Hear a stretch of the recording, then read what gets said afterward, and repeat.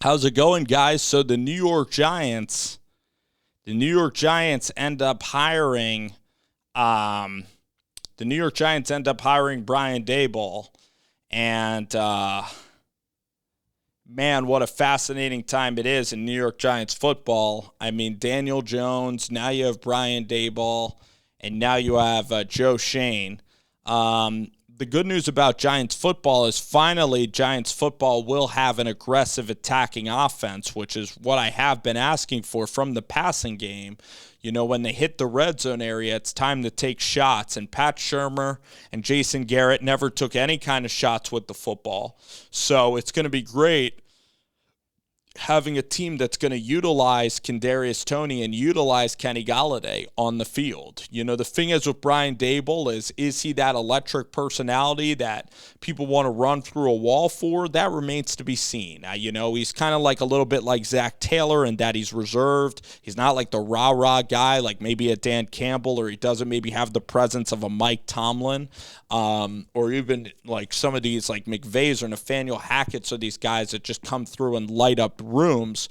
But Brian Daboll can be like a very low-key kind of a guy, and they're trying to figure out, can he be a grinder kind of like Andy Reid, was in Philly and in Kansas City. And it looks like Daboll has definitely been, schooled and ready for this opportunity. He's adapted his offense around Tom Brady, around Brett Favre, around Tua, and Josh Allen. So that's the good news, is that he can adapt the offense around Jalen Hurts. He can adapt it around Tua, and he can adapt it also around Josh Allen. So the guy is not stuck in his ways. He's always thinking ahead, always looking for ways to improve, and that's exactly actually what the Giants need. So just listening to Josh Allen and Davis Webb and guys like that, they're always like, Brian Daboll is the best. He's a great family man, and he's always two steps ahead in the process. So that is really comforting to hear, because the Giants have always been kind of stuck in the stale offensive mode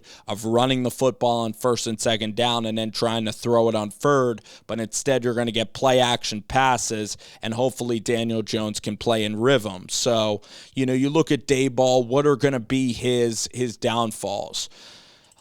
Maybe with play calling, he tries to call it really aggressively for Daniel Jones, and it doesn't really work out. I believe that you need quarterback competition, because I don't believe that Jones has the skills of these other guys to be just absolutely impeccably good. I don't think he has the quick release of Tua, or he even could throw the ball deep. I don't think he has a great NFL arm. Maybe for college it was adequate, but I just don't see that on a consistent basis from Daniel Jones in terms of talent and in terms of processing and then improvising outside the pocket. He also fumbles the football. He doesn't really see where defenders are coming from, so he doesn't have a great feel outside the pocket.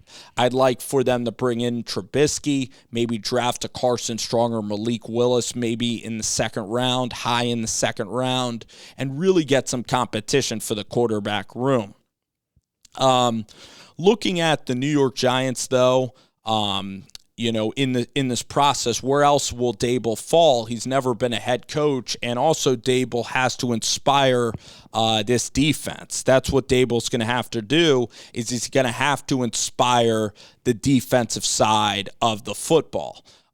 Because he's not the rah-rah mentality guy, the defensive guys, you're going to have coaches on your staff that are really, really, fired up, can motivate and can get guys, hyped up and ready to roll on the defensive side of the ball. So defense will be important with Daboll, and team chemistry. I mean, Ben McAdoo's number one downfall was he didn't have a vision, and there were a lot of downfalls with McAdoo, but he didn't have a vision, and he was despised by players.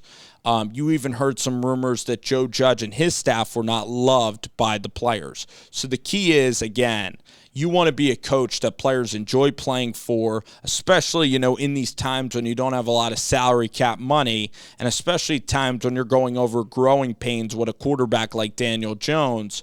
You want to see progression, but you also want the players, you want it to be a family atmosphere.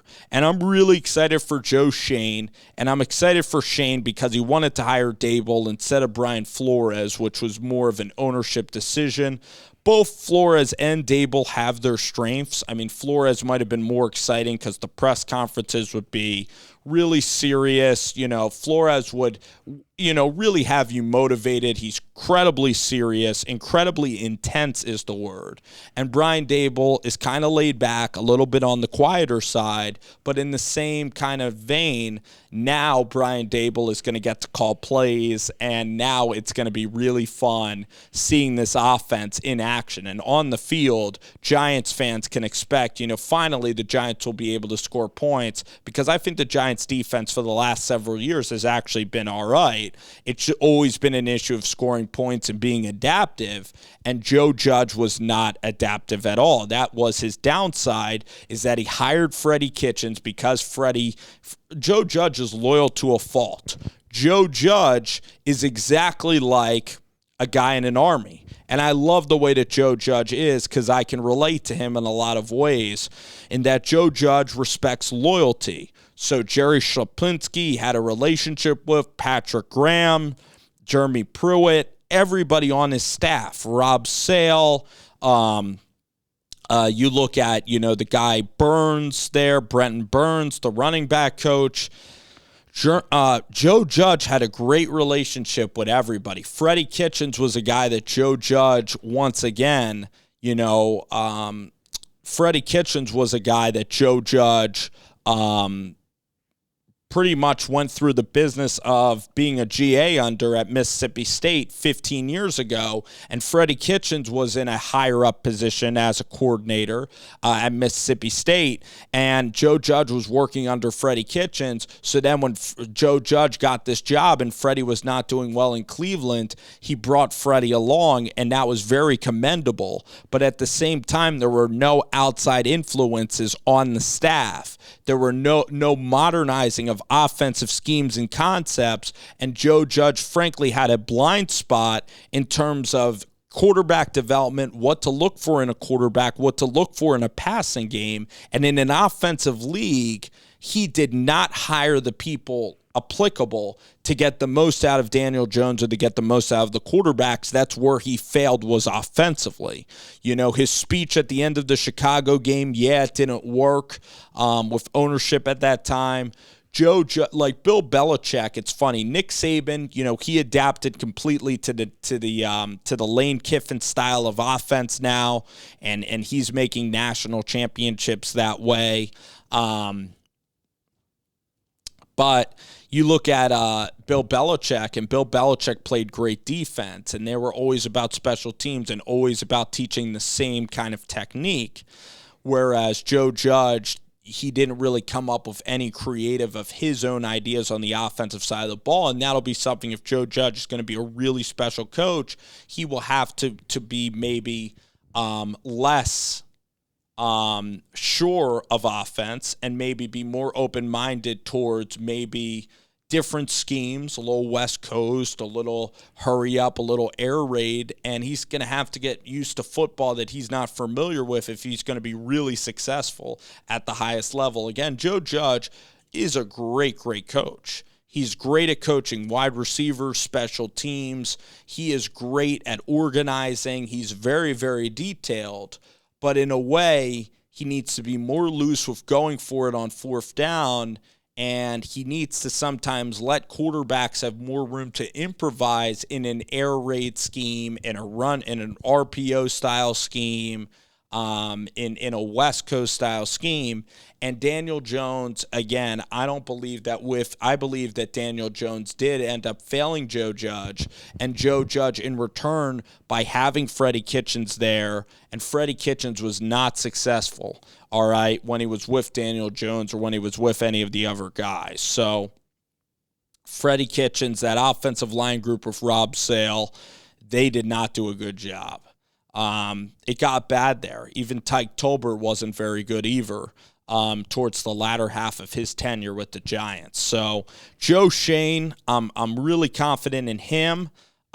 His demeanor, everything about Joe Schoen. Brian Dable, again, as a head coach, his personality, again, was like a little bit quiet, but if the players love him and if his scheme can really be effective, That's going to be the biggest key for Brian Daboll. How much of it is Josh Allen? Can Brian Daboll adapt to the guys around him? Does he have long-term visions? The good news is that the Giants are going to have a modern NFL offense. That's the one thing you could say about Daboll, is he's used to having modern offense and scoring in shootout ways and winning in shootout ways, which is the way that the NFL has really played with the rule changes and the way that the game is played. So I believe the Giants will be modernizing their system through Joe Schoen and through Brian Daboll, which even if this staff doesn't work, it's still going to be a positive for John Mara and the Giants to be exposed to this level of offense. So I'm in wait-and-see mode with Brian Daboll. There are a lot of potential pitfalls in terms of chemistry, in terms of what he will do on the defensive side of the ball, in terms of if he can oversee everything, if he's not just buried in the offensive side of the ball, if he can handle losing, if he can, still be upbeat and really love the job, even in challenging and adverse times. And again, I think he has a real chance to do this. The more I see, the more I'm getting more excited. But as a Giants fan, you're scarred and battered for a long, long time. You're scarred and battered because with Joe Judge, you bought into his toughness. You bought into the way that he did everything. Shermer, you immediately knew he was kind of average and bland. All right, Shermer and James Betcher were just brutal. But Joe Judge, you bought into. You bought into it being the Patriots' way, strict, discipline, fun football.